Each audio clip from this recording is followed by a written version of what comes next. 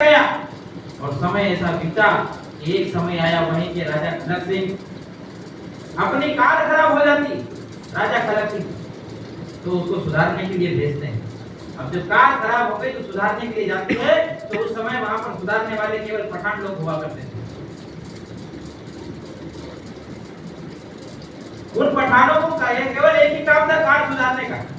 उनने कार सुधारी उसकी, और कार सुधारने के बाद में कहा कि ये राजा खलक सिंह की कार है, रास्ते में बिगड़ना नहीं चाहिए, इसलिए उन्होंने कहा कि एक ड्राइवर को भेजा जाए इनके साथ में, और वही ड्राइवर को भेज दिया गया। वहां से रास्ते में जाते हैं, हरि सिंह ने जो खलक सिंह था उनको लघु शंका लगती है।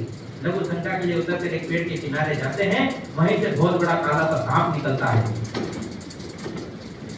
ये जो चंद्रशेखर आजाद जो ड्राइवर बनकर गया था, ये वहीं से उसी राजा खलक सिंह की बंदूक उठाते हैं और सबसे गोली से निशाना लगाते हैं और सांप को मार देते हैं। और राजा खलक सिंह कहते हैं, अरे वाह, आप तो ड्राइविंग के साथ साथ में बंदूक का निशाना लगाना भी जानते। परंतु खलक सिंह को लग गया था कि ये जो आदमी बाहर से दिख रहा है अंदर से है नहीं, इसकी वेशभूषा में थोड़ा सा परिवर्तन है। और वही खलक सिंह उन्हें लेकर अपने घर को पहुंचते हैं। जब खलक सिंह उनसे पूछते हैं कि आपका परिचय बताइए, तो चंद्रशेखर आजाद अपनी शर्त रख देते हैं। और शर्त क्या? शर्त यह है कि मैं जो आपको बताऊंगा वो आप किसी से कहेंगे नहीं। तो राजा खलक सिंह मान लेते हैं, नहीं कहूंगा आज के बाद किसी को। तो चंद्रशेखर आजाद अपना पूरा परिचय देते हैं।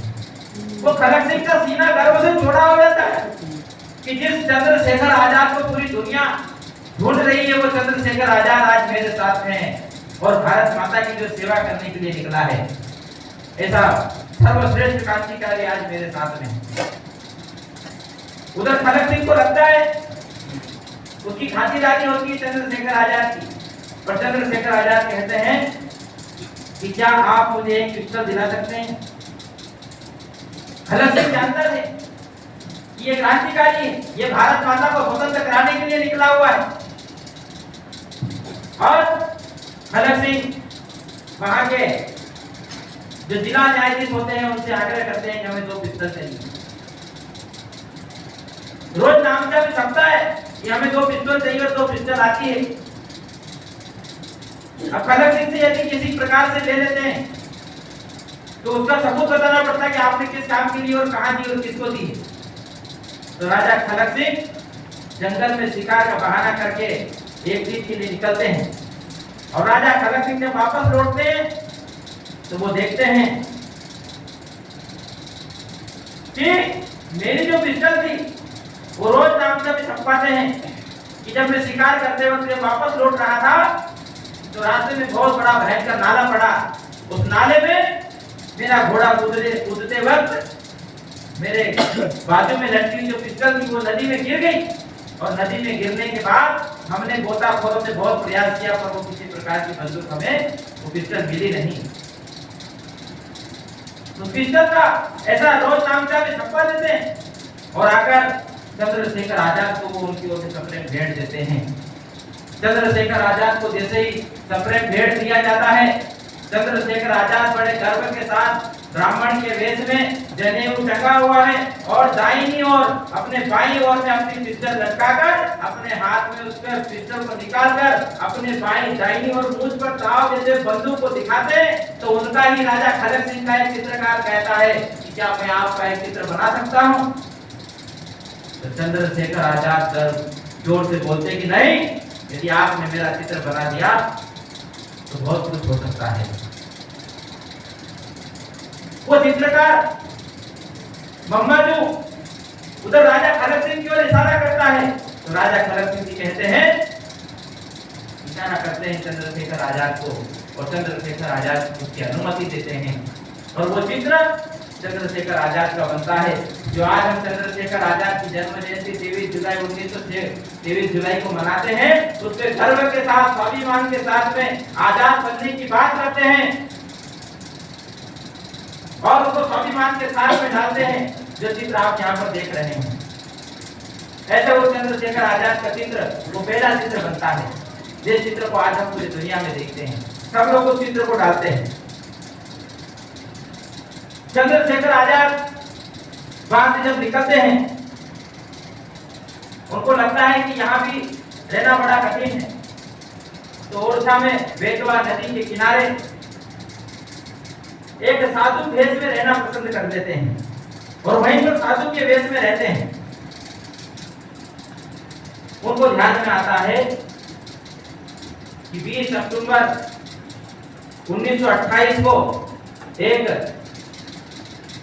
साइमन कमीशन के नाम से एक एक्ट आता है, जिसके लिए लाला लाजपत राय मैदान में उतर जाते हैं, विद्रोह कर देते हैं। और लाला लाजपत राय उसका भयंकर विरोध करते हैं, हाथों में झंडे लेकर अपने युवा साथियों को साथ में लेकर मैदान में निकलते हैं।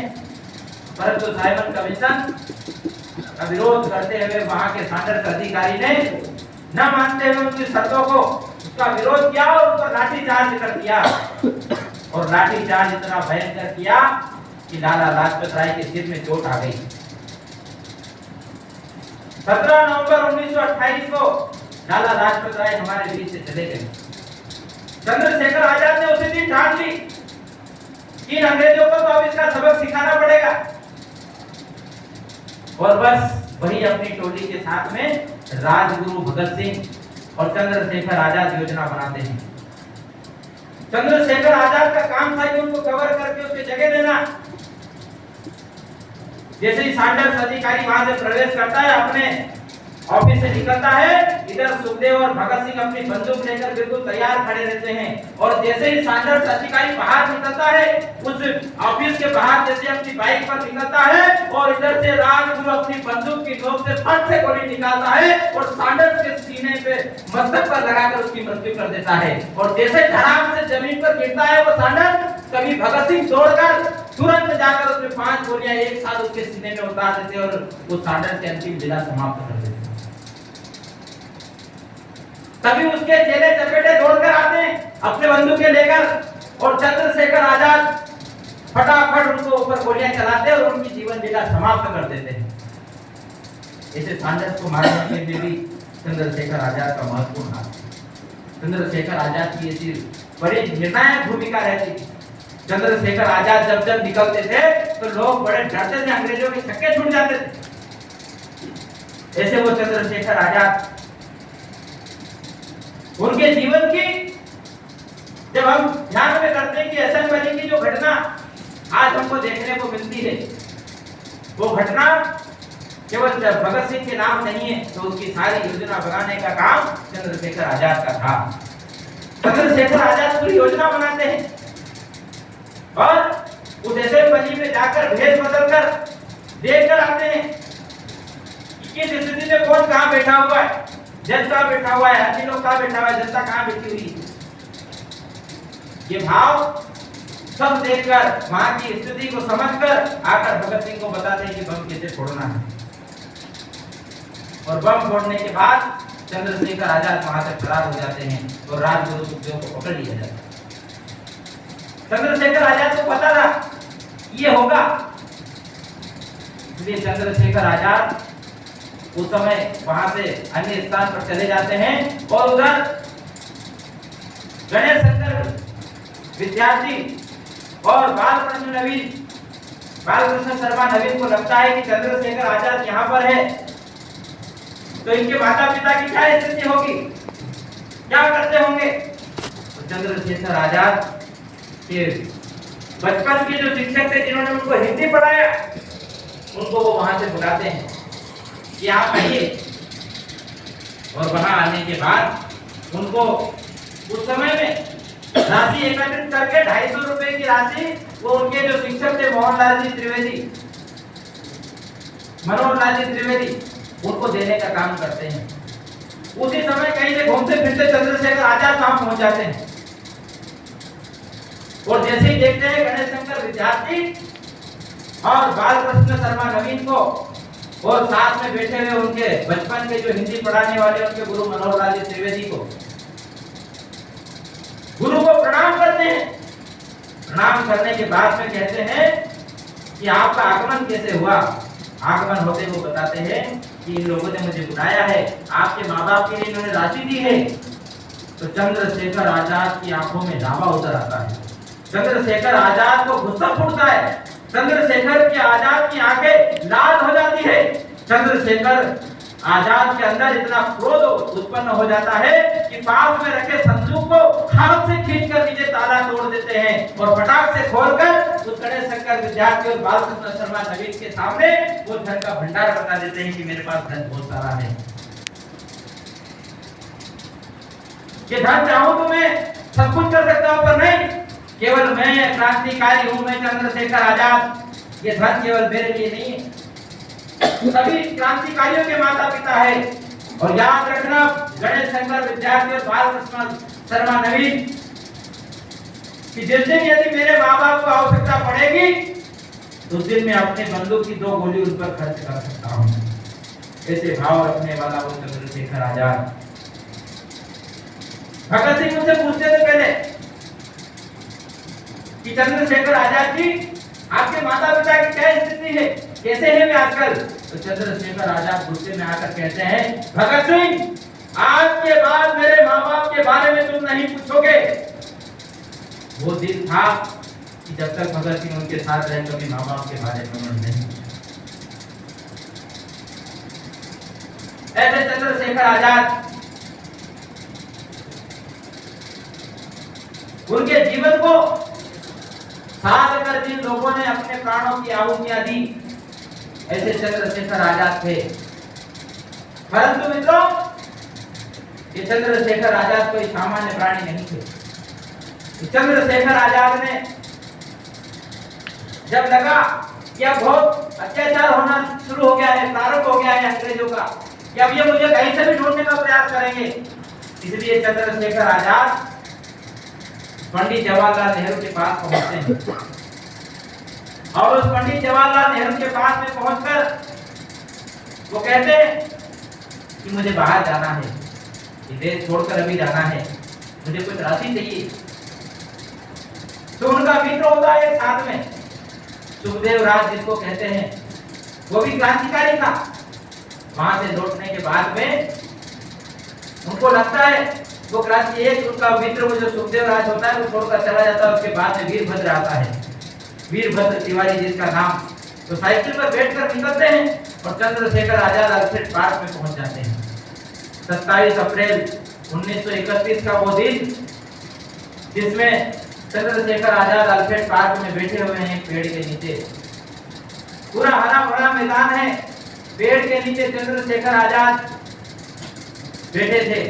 और वो वीरभद्र गद्दारी करता है। आज से नहीं तो पुराने समय से लेकर हमारे देश के जयचंदों में, हमारे देश के वीरों को मारने में, हमारे देश के वीरों को फांसी लगवाने में सबसे बड़ा हाथ रहा तो हमारे देश के जयचंदों का रहा। वो वीरभद्र गद्दारी कर जाता है। वो बता देता है कि चंद्रशेखर आजाद कहां पर है। और वहीं पर अंग्रेज अधिकारी अपनी सेनाओं को लेकर अल्फ्रेड पार्क को आसपास से घेर लेते हैं। और घेरने के बाद ऐसी स्थिति निर्मित हो जाती है कि चंद्रशेखर आजाद बीच में, शत्रुओं की सेना आसपास लगी हुई है, अंग्रेजों की सेना। चंद्रशेखर के आजाद के हाथ में पिस्तौल, धोती पहने हुए जनेऊधारी, वो डरता नहीं है कि इतने अंग्रेज अधिकारी ने मुझे घेर लिया है। प्रतिज्ञा अटल थी। तो चंद्रशेखर आजाद जब अंग्रेज अधिकारी आसपास से गोलियां चलाना प्रारंभ करते हैं तो चंद्रशेखर आजाद बिजली की गति से गोली मारकर उनका मुंह तोड़ उत्तर देते हैं। देते देते एक समय ऐसा आता है कि अपनी पिस्तौल का खटका घुमाते और खोलकर देखते हैं कि उसके अंदर एक ही गोली है। और वो एक गोली उस चंद्रशेखर आजाद को वो याद दिलाती है कि मैंने प्रतिज्ञा की है कि मैं इन लोगों के हाथ में कभी नहीं आने वाला। तो चंद्रशेखर आजाद को प्रण करता है और इस जननी जगत भारत माता की मिट्टी को उठाकर अपने मस्तक पर बांधता है, तिलक करता है चंदन जैसा। और एक ही बात याद करता है, जगत जननी भारत माता इस जन्म में तेरी सेवा इतनी कर पाया, आने वाले समय में जब भी जन्म लूंगा तो तेरी सेवा पूरी करने का अवसर मुझे प्रदान करना। और इसी के साथ में भारत माता की जय बोलते हुए वो चंद्रशेखर आजाद अपनी कनपट्टी पर पहली गोली से वार करता है और वहीं पर अंग्रेज अधिकारी गोली की आवाज सुनकर घबरा जाते हैं कि गोली चली किधर। स्थिति ऐसी बन जाती है कि आसपास धीरे धीरे जाने का प्रयास करते हैं, परंतु चंद्रशेखर आजाद का डर इतना था कि कोई भी उनके पास जाने के लिए नहीं। सब कहते थे तू जा उधर से तुम जाओ, पर कोई उनके पास जाने वाला नहीं। चंद्रशेखर आजाद का डर इतना था कहीं उठ के बंदूक न चला दे, इतना डर लगता था उनको। ऐसे चंद्रशेखर आजाद के पास में बहुत देर बाद पहुंचते हैं और उनको बंदूकों से धकेला जाता है, बंदूकों से बार बार उनका प्रहार किया जाता है, परंतु जब चंद्रशेखर आजाद नहीं जाते तब उनको लगता है कि ये चंद्रशेखर आजाद अब मर चुका है। भरत भूमि में चलकर तुम फौलाद बनो, सीना तान के कहता हूँ कि तुम अब आजाद बनो।